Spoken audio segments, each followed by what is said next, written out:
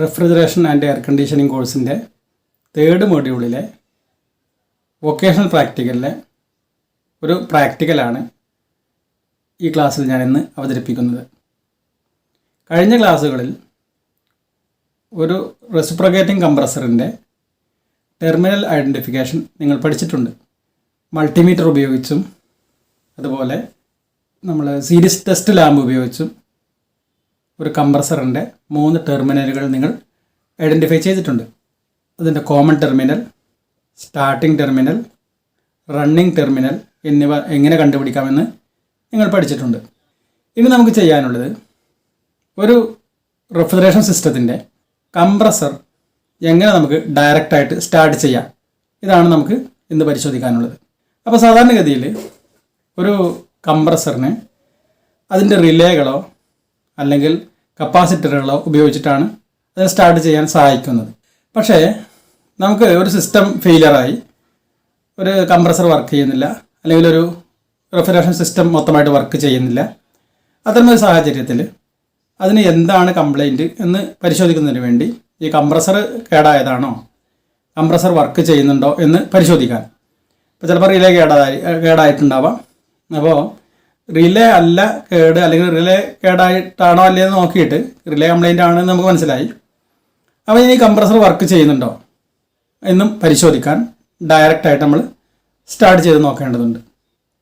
ആ ഒരു പ്രാക്ടിക്കലാണ് ഇന്നിവിടെ ചെയ്യാൻ ഉദ്ദേശിക്കുന്നത്. കംപ്രസർ ഡയറക്റ്റായിട്ട് സ്റ്റാർട്ട് ചെയ്യണമെങ്കിൽ നമ്മൾ ആദ്യം അതിൻ്റെ സിസ്റ്റം, നമ്മളതിൻ്റെ ഇലക്ട്രിക്കൽ പാർട്സ് എല്ലാം അതിന് ഇലക്ട്രിക്കൽ കണക്ഷൻസൊക്കെ നമ്മളതിന് ഒഴിവാക്കിയെടുക്കണം. അപ്പോൾ നമ്മൾ അത് പ്ലഗിൽ കണക്ട് ചെയ്തിട്ടുണ്ടെങ്കിൽ അതിൻ്റെ കോഡ് കണക്ട് ചെയ്തിട്ടുണ്ടെങ്കിൽ അത് ആദ്യം ഡിസ്കണക്ട് ചെയ്യുക. എന്നിട്ട് അതിൻ്റെ റിലേകളൊക്കെ അതിന് ഊരി വെക്കുക. അതൊക്കെ ചെയ്തതിന് ശേഷം നമുക്ക് അതിൻ്റെ ടെർമിനൽ ഐഡൻറ്റിഫിക്കേഷൻ എങ്ങനെയാണെന്ന് നോക്കാം.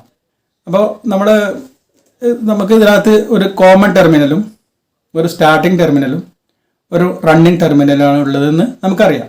ഈ ടെർമിനലുകൾ ഏതൊക്കെയാണ് നമ്മൾ നേരത്തെ ചെയ്ത പോലെ തന്നെ വീണ്ടും ചെയ്തു നോക്കണം.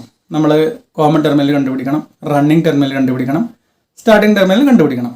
എന്നിട്ട് മെയിൻ ലൈനിൽ വരുന്ന AC കറണ്ട്, ന്യൂട്രലും ഫേസും, ഇതിനെ രണ്ടിനും നമ്മൾ 2 വയറുകളാണ് നമുക്ക് ഉണ്ടാവുക. ഒരു ഫേസ് ലൈനും ഒരു ന്യൂട്രൽ ലൈനും.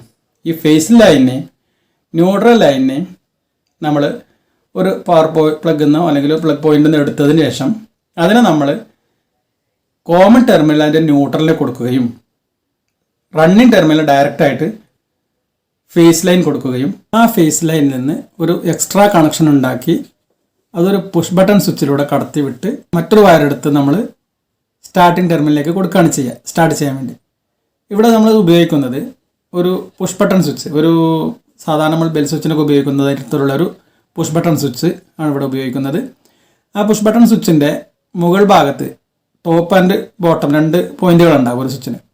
അപ്പോൾ മുകൾ ഭാഗത്ത് നമ്മൾ റണ്ണിംഗ് ടെർമിനലിലേക്ക് കൊടുത്ത ആ വയറിൽ നിന്ന് എക്സ്ട്രാ കണക്ഷൻ ഉപയോഗിച്ച്, ഇപ്പോൾ നമ്മൾ റണ്ണിംഗ് ടെർമിനൽ ചുവപ്പ് വയറാണ് ഉപയോഗിക്കുന്നതെങ്കിൽ ആ വയർ തന്നെ സെയിം കളർ തന്നെ നമ്മൾ ഒരു വയർ കൂടി അതിൽ ജോയിൻറ്റ് ചെയ്ത് ആ ജോയിൻറ്റ് നമ്മൾ കൃത്യമായി ഇൻസുലേഷൻ നടത്തണം, ഇല്ലെങ്കിൽ ഷോക്ക് അടിക്കാൻ സാധ്യതയുണ്ട്. അപ്പോൾ നമ്മളതൊക്കെ ശ്രദ്ധിക്കണം.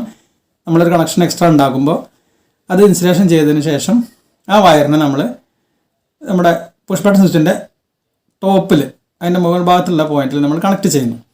അതിനുശേഷം ഒരു മഞ്ഞ വയർ എടുക്കാം നമുക്കിവിടെ. ആ മഞ്ഞ വയർ എന്നൊക്കെ കാണാം, നമുക്കത് ചെയ്ത് കാണിക്കാം. പുഷ് ബട്ടൺ സ്വിച്ചിൻ്റെ താഴ്ഭാഗത്ത് നിന്ന് എടുക്കുന്ന മഞ്ഞ വയറിൻ്റെ ഒരറ്റത്ത് ഒരു വയർ ക്ലിപ്പ് നമുക്ക് പിടിപ്പിക്കാം. നമുക്കൊരു പ്ലെയറോ നോസ് പ്ലെയർ ഉപയോഗിച്ച് ഒരു വയർ ക്ലിപ്പ് അഗ്രഭാഗത്ത് പിടിപ്പിച്ച് ആ വയർ ക്ലിപ്പ് നമുക്ക് സ്റ്റാർട്ടിംഗ് ടെർമിനലിലേക്ക് കൊടുക്കാം. അതിനുശേഷമാണ് നമ്മൾ ഈ പുഷ് ബട്ടൺ ഉപയോഗിച്ചാണ് ഇത് സ്റ്റാർട്ട് ചെയ്യുക. അപ്പോൾ ഇവിടെ ശ്രദ്ധിക്കേണ്ട കാര്യം, നമുക്ക് 3 ടെർമിനലുകളുണ്ട്: common terminal, running terminal and starting terminal. നമ്മൾ ഡയറക്റ്റ് സ്റ്റാർട്ട് ചെയ്യുമ്പോൾ സ്റ്റാർട്ടിംഗ് ടെർമിനൽ കൃത്യമായിട്ട് നമുക്ക് ഐഡൻറ്റിഫൈ ചെയ്യാൻ പറ്റണം. ഡയറക്റ്റ് സ്റ്റാർട്ട് ചെയ്യുമ്പോൾ നമ്മൾ സ്റ്റാർട്ടിംഗ് പോയിന്റിലേക്ക്, സ്റ്റാർട്ടിംഗ് ടെർമിനലിലേക്ക് അറ്റ് എ ടൈം 1 സെക്കൻഡ് മാത്രം കറണ്ട് കടത്തി വിടുകയും അതിനുശേഷം റണ്ണിങ്ങും കോമൺ ടെർമിനലും ഉപയോഗിച്ച് കംപ്രസർ വർക്ക് ചെയ്യുക. അപ്പോൾ ഇവിടെ നമ്മൾ റിലേ ഉപയോഗിക്കാതെ ഡയറക്റ്റ് സ്റ്റാർട്ട് ചെയ്യുന്നത് കൊണ്ട് നമുക്ക് സ്റ്റാർട്ടിംഗ് ടെർമിനൽ കണ്ടുപിടിക്കൽ വളരെ ഇമ്പോർട്ടൻ്റ് ആണ്. ആ സ്റ്റാർട്ടിംഗ് ടെർമിനലിലേക്കാണ് നമ്മൾ പുഷ് ബട്ടൺ സ്വിച്ച് ഉപയോഗിച്ച് കറണ്ട് കടത്തി വിടുന്നത്. അപ്പോൾ അതിനുവേണ്ടി നമുക്ക് മൾട്ടിമീറ്റർ ഉപയോഗിച്ച് നേരത്തെ നമ്മൾ ചെയ്തതുപോലെ ഒരു ട്രയാങ്കിൾ വരച്ച് നമുക്ക് ആ ടെർമിനൽ ഐഡൻറ്റിഫൈ ചെയ്യാം. അതിനുശേഷം സ്റ്റാർട്ടിംഗ് ടെർമിനലിലേക്ക് വേണം നമുക്ക് നമ്മുടെ പുഷ് ബട്ടൺ സ്വിച്ചിൽ നിന്നുള്ള കണക്ഷൻ കൊടുക്കാൻ. എന്നിട്ട് വേണം നമുക്ക് സ്റ്റാർട്ടിംഗ് ടെർമിനലിലേക്ക് കറണ്ട് കടത്തിവിട്ട് സ്റ്റാർട്ട് ചെയ്യാൻ. കഴിഞ്ഞ ക്ലാസ്സിൽ ഒരു കംപ്രസറിൻ്റെ ടെർമിനൽ ഐഡൻറ്റിഫിക്കേഷനാണ് നമ്മൾ പഠിച്ചത്. മൾട്ടിമീറ്റർ ഉപയോഗിച്ചിട്ട് എങ്ങനെ ടെർമിനൽ കണ്ടുപിടിക്കാമെന്ന് നമ്മൾ പഠിച്ചിട്ടുണ്ട്. ഈ ടെസ്റ്റിലും നമുക്ക് ഒരു കംപ്രസർ ഡയറക്റ്റായിട്ട് സ്റ്റാർട്ട് ചെയ്യുമ്പോൾ ആദ്യം അതിൽ ടെർമിനലുകൾ ഏതൊക്കെയാണ് നമ്മൾ മനസ്സിലാക്കേണ്ടതുണ്ട്. അത് ഒന്നുകൂടി നമുക്ക് ചെയ്ത് നോക്കാം. ഒരു കംപ്രസറിൻ്റെ 3 ടെർമിനലുകൾ ഏതൊക്കെയാണെന്ന് ഒരു മൾട്ടിമീറ്റർ ഉപയോഗിച്ച് എങ്ങനെ കണ്ടുപിടിക്കുന്നതെന്ന് നമുക്ക് നോക്കാം. അത് നമ്മൾ ആദ്യം ഒരു ട്രയാങ്കിൾ വരച്ചത് നിങ്ങൾക്ക് ഓർമ്മ ഉണ്ടാകും. കഴിഞ്ഞ ക്ലാസ് നമ്മൾ ട്രയാങ്കിൾ വരച്ച് ABC എന്ന് മാർക്ക് ചെയ്യുകയും അത് ആ ടെർമിനൽക്കിടയിലുള്ള റീഡിങ് നമ്മൾ മൾട്ടിമീറ്റർ ഉപയോഗിച്ച് എടുക്കുകയും ചെയ്യേണ്ടായി. നമുക്കതൊന്ന് ആദ്യം നോക്കാം. ഇവിടെ 2 ടെർമിനലുകൾക്കിടയിൽ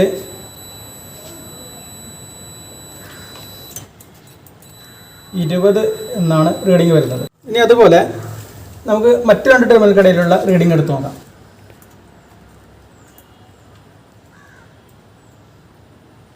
ഇവിടെ കിട്ടുന്ന റീഡിങ് 37 എന്നാണ്.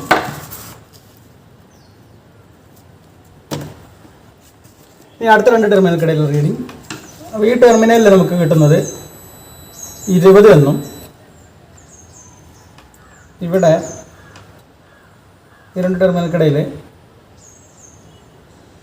37 എന്നും ഇവിടെ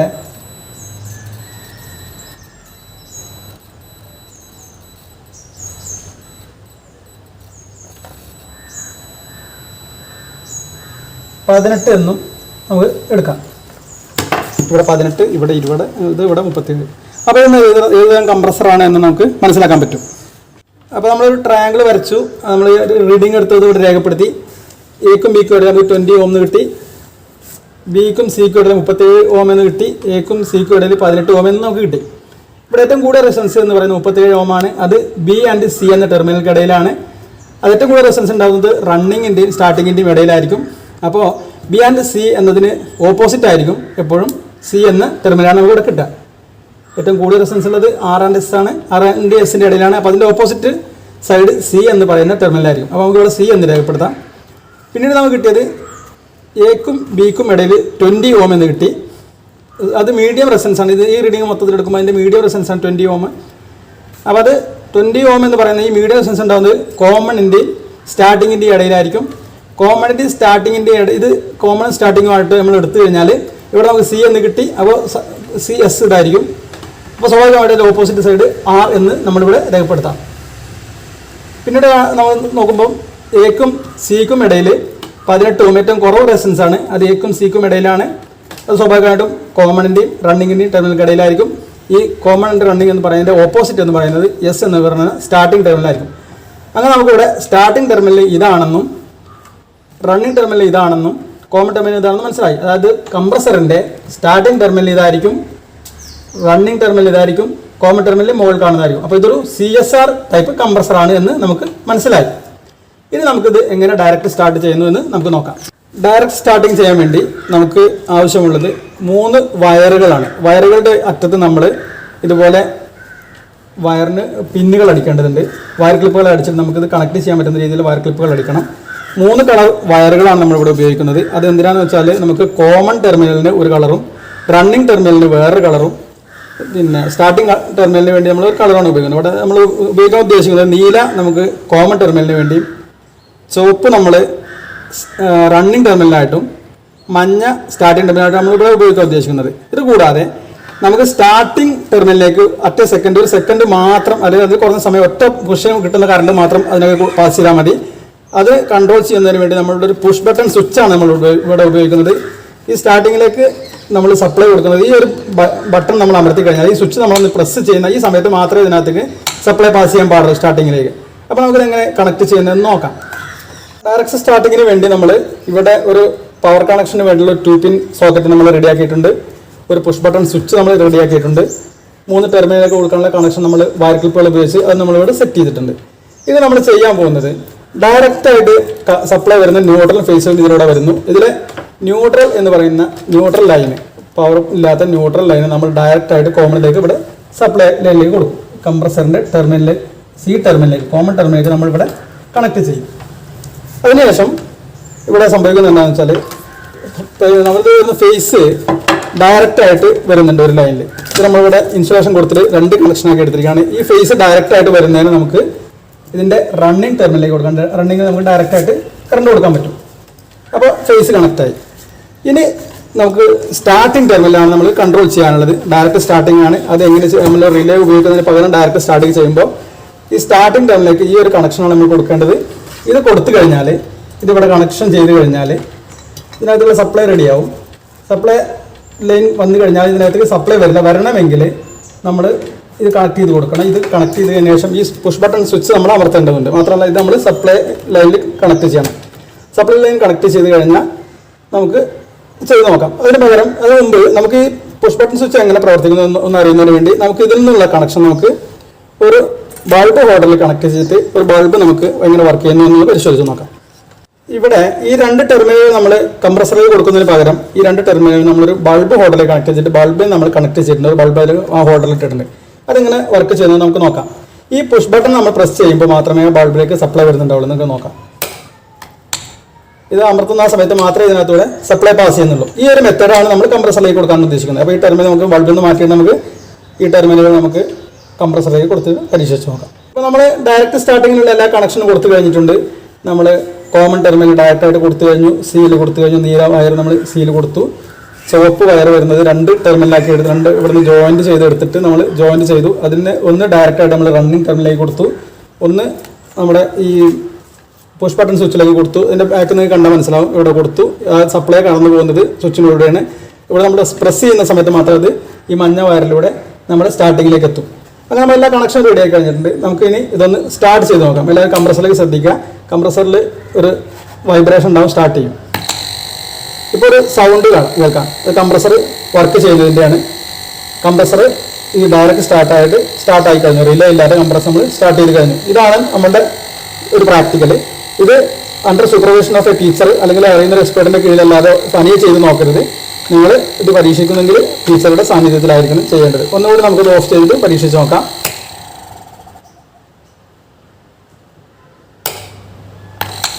വീണ്ടും അത് വൈബ്രേറ്റ് ചെയ്തു. ഈ പ്രസ് ചെയ്യുന്ന സമയത്ത് മാത്രമേ അത് സ്റ്റാർട്ട് ആവുന്നുള്ളൂ. ഇതാണ് നമ്മുടെ direct starting of A compressor എന്ന പരീക്ഷണം. ഇപ്പോൾ നമ്മളത് ഡയറക്റ്റ് സ്റ്റാർട്ടിങ് ചെയ്തു. നമ്മൾ ഒരു പുഷ് ബട്ടൺ സ്വിച്ച് ഉപയോഗിച്ച് നമ്മൾ സുരക്ഷിതമായിട്ടാണ് വർക്ക് ചെയ്തത്.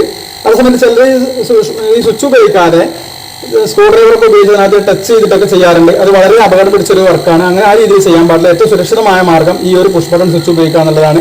അപ്പോൾ ആ ഒരു മെത്തേഡാണ് നമ്മൾ ഇവിടെ ഉപയോഗിക്കേണ്ടത്. Direct starting of A reciprocating compressor എന്ന പ്രാക്ടിക്കൽ നമ്മളിപ്പോൾ ഇവിടെ ചെയ്ത് കഴിഞ്ഞു. ഇത് നിങ്ങൾക്ക് മനസ്സിലായിട്ടുണ്ടാകുമെന്ന് കരുതുന്നു.